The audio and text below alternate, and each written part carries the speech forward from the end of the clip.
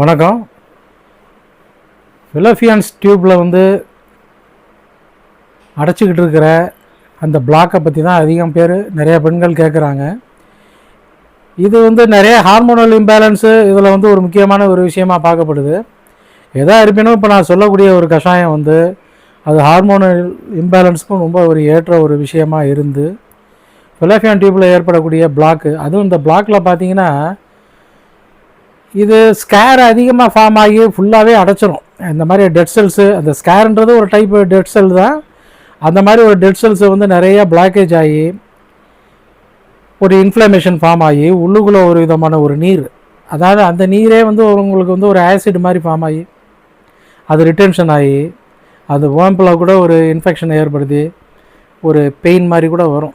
அதாவது பார்த்திங்கன்னா இடுப்பில் ஒரு கடுமையான வலி, ஒரு வாமிட்டிங்கு, ஒரு ஃபீவரு, இந்த மாதிரி இதை தொடர்ந்து தலைவலி, இதெல்லாம் எல்லாமே இருக்கும். இதை சர்ஜரி பண்ணுறது ஒரு கடைசி ஸ்டேஜ் அப்படின்ற மாதிரி வச்சுருக்காங்க. அந்த மாதிரி கடைசி ஸ்டேஜில் சர்ஜரி பண்ணும்போது இது ரொம்ப டேமேஜ் ஆகிடுச்சுன்னா நம்ம எதிர்பார்க்குற விஷயங்கள் எல்லாமே பாழாக போயிடும். இதில் கூடுமான வரைக்கும் உள்மருந்தை தேடி இந்த அடைப்பை நீக்கிக்கிறது தான் ரொம்ப ஒரு புத்திசாலித்தனம். அந்த வகையில் இப்போ நீங்கள் தேடிக்கிட்டு இருக்க மருந்துகளை இப்போ நான் சொல்லக்கூடிய ஒரு கஷாயம் ரொம்ப ஒரு முக்கியமான கஷாயமாக அனுபவத்தில் இதை பார்க்கலாம். ஏன்னா இது நிறையா பேருக்கு நாங்கள் ரெக்கமெண்ட் பண்ணி நல்ல ரிசல்ட்டெல்லாம் கிடச்சிருக்கு. ஒன்றும் ஆபத்து இல்லாத ஒரு பிரயோகம். இப்போ நான் சொல்லக்கூடிய தாவரத்தை நீங்கள் சேகரிக்கிறது தான் கொஞ்சம் கஷ்டமானதான் அப்படின்னு சொல்ல முடியாது. ஏன்னா இதை ஒரு ஆர்னமெண்ட் பிளான்ட்டாக கூட இப்போ எல்லா இடங்கள்லையும் வளர்க்குறாங்க. சீமை அகத்தி, ஏன்னா சீமை அகத்தியை தெரியாதவங்களே கிடையாது. சீமை அகத்தியில் 2 டைப் இருக்குது. அப்படின்னா மஞ்சள் பூ பூக்கக்கூடியது சீமை அகத்தி, அதிலே பார்த்திங்கன்னா கொஞ்சம் ஆரஞ்சு கலந்த ஒரு ரெட்டு நிறமுள்ள ஒரு பூ கூட உண்டு. ரெண்டுக்குமே ஏறத்தாழ ஒரே மாதிரி குணம்தான். இது கேசியா அலாட்டா அப்படின்றது பேர். இந்த சீமை அகத்தியை நீங்கள் எங்கே வேணாலும் சர்ப்ளஸாக பார்க்கலாம். இப்போ பெரும்பாலும் ஒரு கார்டன் போனீங்கன்னா அந்த ஒரு சாதாரண ஒரு கார்டனில் இது இல்லாத ஒரு தாவரமே இல்லைன்னு சொல்ல முடியும். அந்த அளவுக்கு ஒரு கார்டனில் ரொம்ப ஏன்னா இந்த ஷர்பு பார்க்கும்போது ரொம்ப அழகாக இருக்கும். அதனால் இதோடைய அழகு கருதி இதை கண்டிப்பாக கார்டனில் வச்சுருப்பாங்க. அதனால் சேகரிக்கிறது கூட ஒரு ஈஸி தான். ஒரு கார்டன் பக்கம் போனால் கூட ஈஸியாக அதை சேகரிக்கலாம். இது சர்ப்ளஸாக கிடைக்கக்கூடிய ஒரு தாவரம். இந்த கேசியா அலாட்டா அப்படின்னு சொல்லக்கூடிய இந்த சீமை அகத்தி அதோட பூவை வச்சு தான் இப்போ நம்ம இந்த கஷாயத்தை தயாரிக்க போகிறோம். கஷாயம் தயாரிக்கிறது ஒன்றும் பெருசாக ஒரு டேபிளில் போட்டுக்கிட்டு ஒரு தண்ணியெல்லாம் வச்சு காமிச்சிக்கிட்டு அதில் போட்டு கஷாயம் போட்டு காட்டணும்னு அவசியம் கிடையாது. கஷாயம் ரொம்ப ஈஸியாக செஞ்சுக்கலாங்க. இந்த பூவை நீங்கள் அதாவது பார்த்திங்கன்னா இது 1 முழம் நீளத்துக்கு உள்ள ஒரு அதாவது இன்ஃப்ளோரசன்ஸ்ன்னு சொல்லுவாங்க இல்லையா, அந்த மகரந்தம். அந்த மகரந்தத்தில் ரொம்ப நெருக்கமாக இதோடைய பூக்கள் நிறைஞ்சி இதோட பீட்டல்ஸ் நிறையா இருக்கும். அதனால் நீங்கள் ஒரு இதை ஒடிச்சிங்கனாலே ஒரு 2 நாளைக்கு வச்சுக்கலாம். அந்த அளவுக்கு நிறைய கிடைக்கும் குவான்டிட்டி. தேவையான அளவுக்கு கொண்டு வாங்க. அந்த பூவோட இதழ்களை மட்டும் தனித்தனியாக அதுலேருந்து ரிமூவ் பண்ணி சும்மா ஒரு பிளேட்டில், ஒரு சில்வர் பிளேட்டில் போட்டு அப்படி காத்தால நிழல்லே வச்சுருங்க. வெயிலில் காய வைக்கணும்னு அவசியமே இல்லை. அது பாட்டுக்கு தன்னால் அப்படியே உலர்ந்துக்கிட்டே இருக்கும்.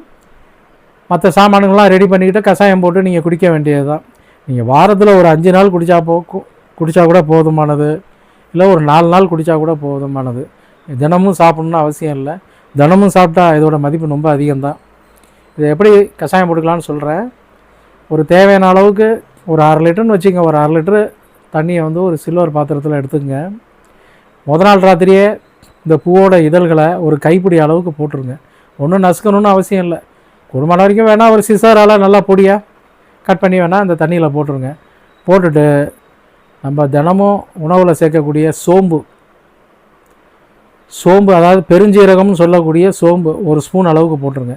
சோம்பு ரொம்ப முக்கியமான ஒரு பொருளுங்க. அதாவது ஹார்மோனல் இம்பேலன்ஸில் சோம்பு ஒரு முக்கியமான வஸ்து அப்படின்னே சொல்லலாம். சோம்பு ஒரு ஸ்பூன் அளவுக்கு அதில் போட்டுருங்க. அதே கையோடைய ஒரு 1/4 ஸ்பூன், அதாவது ஒரு 1/4 டீஸ்பூன் மஞ்சப்பொடினா நீங்கள் மளிகை கடையில் விற்கிறது அவ்வளோ தரமாக இருக்கிறது இல்லை, கலப்படங்கள்லாம் இருக்குது. நீங்கள் சுத்தமான மஞ்சளை வாங்கி கொஞ்சம் பொடி பண்ணி வேணால் வச்சுக்கிட்டு அதில் ஒரு 1/4 டீஸ்பூன் அதில் போட்டுருங்க.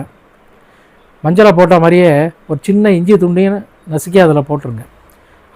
மொத்தம் 4 சரக்கு பூவோட இதழ், மஞ்சப்பொடி, இஞ்சி, சோம்பு, இந்த 4 பொருளையும் முதல் நாள் நைட்டே தண்ணியில் ஊற வச்சுருங்க. காலம்பரை அடுப்பில் ஏற்றி ஸ்லிம்மில் அப்படியே காய்ச்சுங்க. பாதியாக குறைஞ்சதுக்கப்புறம், அதாவது ஒரு 200 ml ஒரு 1/4 லிட்ரு குறைஞ்சோடனே இறக்கி நீங்கள் ஆற வச்சுருங்க. ஆறினதுக்கப்புறம் இந்த சரக்கெல்லாம் தண்ணியிலே ஊறிக்கிட்டு இருக்கட்டும். ஆறினதுக்கப்புறம் வடிகட்டிட்டு 1 டம்ளர் காலம்பரை எம்டி ஸ்டமக்கில் குடிச்சிருங்க. மீதி இருக்கிறத அதே மாதிரி வடிகட்டி சாயங்காலம் இல்லை உங்களுக்கு நேரம் அலுவலெலாம் முடிஞ்சு வீட்டுக்கு வந்தோடனே எம்டி ஸ்டமக்கில் இதை குடிச்சிருங்க. இது மாதிரி 2 நேரம் சாப்பிட்டுட்டு வாங்க. வியாதி தீவிரமாக இருந்ததுன்னா, இன்னும் அமைப்பு சூழ்நிலை எல்லாம் உங்களுக்கு நேரம் நிறையா இருந்ததுன்னா ஒரு நாளைக்கு 4 நேரம் கூட இந்த கஷாயத்தை குடிக்கலாம். 4 நேரம்னா காலம்பரை, மதியம், சாயங்காலம், இரவு, இப்படி தொடர்ந்து 4 நேரம் கூட குடிக்கலாம். ரொம்ப பிரமாதமாக வேலை செய்யுங்க. இதில் ஒன்றும் மாற்றமே கிடையாது. உள்ளுக்குள்ளே ஃபெலோபியான் டியூப்பில் இருக்கக்கூடிய அந்த ஸ்கேர்ஸ் எல்லாம், அந்த டெட் செல்லாம் உங்களுக்கு கரைஞ்சி எல்லாமே வெளியில் வந்துடும். இது எப்படி வரும்னா, உங்களுக்கு யூட்ரஸ் வழியாக அது ஒரு கழிவு மாதிரியே வந்துடும். மேலும் உள்ளுக்குள்ளே இருக்கக்கூடிய பிளாக்கேஜ் ஆகி ரிட்டென்ஷன் ஆகக்கூடிய அந்த தண்ணீர் பொருள்லாம், கெட்ட தண்ணீர் பொருள்லாம் கூட வெளியில் வர ஆரம்பிச்சிடும். மேலும் புண்ணெல்லாம் இருந்தால் ஆறிடும். உள்ளுக்குள்ளே இந்த புண்ணு வந்து ஒரு குறிப்பிட்ட இடத்துல இல்லாமல் நீண்ட நிலையில் கூட இருக்கும். அங்கங்கே ஸ்ப்ரெட் ஆகி கூட இருக்கும். அங்கங்கே இருக்கக்கூடிய மென்மையான அந்த சத வளர்ச்சிகளும் குறைய ஆரம்பிச்சிடும். கடுமையான சத வளர்ச்சிகளும் ஹீலாக ஆரம்பிச்சிடும். அந்த கடுமையான சத வளர்ச்சி தான் ஸ்கேருன்னு சொல்கிறது. மீதியெல்லாம் கொஞ்சம் மியூக்கஸ் மாதிரி கொஞ்சம் மென்மையான பொருளாக இருக்கும். இது எல்லாமே கரைஞ்சி உங்களுக்கு வர ஆரம்பிச்சிடும். அதில் ஒன்றும் மாற்றமே கிடையாது. ஆனால் சாப்பிடக்கூடிய மாதங்கள் மட்டும் ஒரு 3 மாதம் சாப்பிட்ணும். இந்த 3 மாதத்துக்குள்ளே ரொம்ப தீவிரமான இந்த ஃபெலோபியான் பிளாக்கெல்லாம் கூட இது மாறி இருக்குது. இது நிறைய பேருக்கு நாங்கள் ரெக்கமெண்ட் பண்ணி சௌரியம் நல்ல ரிசல்ட்டெல்லாம் அவங்க அடைஞ்சிருக்காங்க. அதில் ஒன்றும் மாற்றமே கிடையாது. தொடர்ந்து சாப்பிடுங்க, நல்ல ரிசல்ட் இருக்கும். மேலும் பார்த்தீங்கன்னா இதில் ஹார்மோனல் இம்பேலன்ஸுன்றது ஒரு விஷயம் தனியாக பார்க்கப்படுது. அதனால் நீங்கள் கூடுமான வரைக்கும் இருக்கிற உங்கள் பிரச்சனைக்கு தகுந்த மாதிரி உணவு முறைகளை நீங்கள் சரியாக அமைச்சிக்கணும். அதுதான் ரொம்ப முக்கியம்.